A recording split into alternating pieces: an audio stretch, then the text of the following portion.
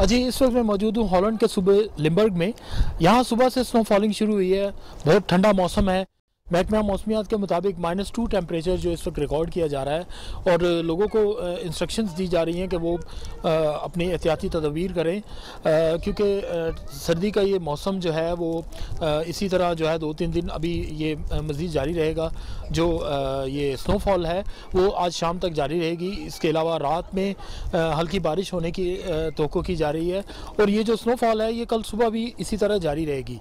जी, हमारे साथ यहाँ के एक शहरी मौजूद हैं, हम उनसे बात करते हैं कि वो स्नोफॉल को किस तरह देख रहे हैं। जी बताइएगा, आप कहाँ से हैं और कैसा आपका रहा एक्सपीरियंस आज का जब आप उठे हैं। मेरा तो जब सुबह उठा मैंने नज़र आया सब कुछ वाइट है और इधर में -1 टेम्परेचर चल रहा है आज।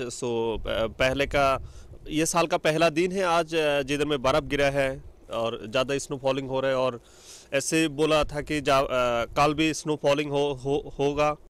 हमारे जो सोर्सेज हैं जो हमने जिन्होंने बताया है कि महकमा मौसमियात के मुताबिक अभी ये जो स्नोफॉल का सिलसिला है ये इसी तरह जारी रहेगा। जी।